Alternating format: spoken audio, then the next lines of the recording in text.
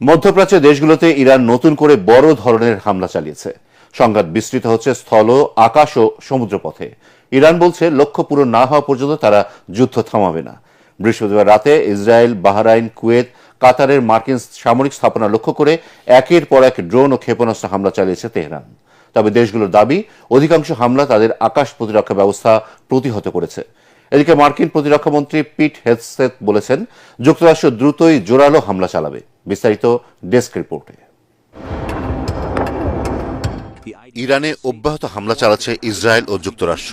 ইরানের রাজধানী তেহরানের আকাশে যুদ্ধবিমানের প্রচণ্ড শব্দ এবং সেই সঙ্গে বড় ধরনের বিস্ফোরণের আওয়াজ শোনা গেছে বলে জানিয়েছে আল জাজিরা।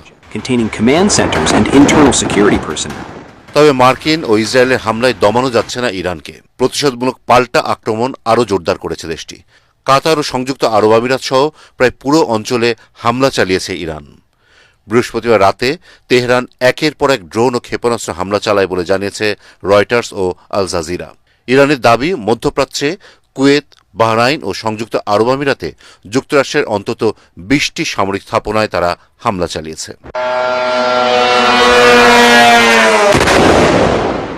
তবে অধিকাংশ হামলা প্রতিহত করা হয়েছে বলে দাবি করেছে দেশগুলো। সৌদি আরবের প্রতিরক্ষা মন্ত্রণালয় জানিয়েছে, প্রিন্স সুলতান বিমান ঘাঁটি লক্ষ্য করে ছোড়া 3টি ব্যালিস্টিক ক্ষেপণাস্ত্র তারা ধ্বংস করেছে। বাহরাইনের রাজধানী মানামায় 2টি হোটেল ও একটি আবাসিক ভবন লক্ষ্য করে হামলা হয়েছে, তবে এতে কোনো হতাহতের খবর পাওয়া যায়নি।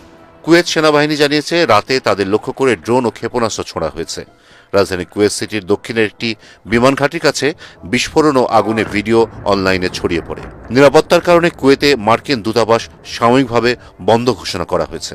মার্কিন সংবাদ মাধ্যম সিবিএস সরকারি সূত্রে বরাতে জানিয়েছে, কুয়েতে অবস্থিত মার্কিন দূতাবাস খালি করার প্রক্রিয়া শুরু হয়েছে।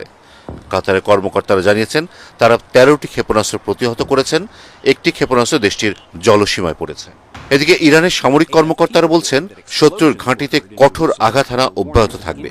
দেশটির খাতাম আল আম্বিয়া কেন্দ্রীয় দপ্তরের deputy commander general Kiumars Heydari বলেছেন, লক্ষ্য অর্জন না হওয়া পর্যন্ত এই যুদ্ধ থেকে সরে আসবে না তেহরান।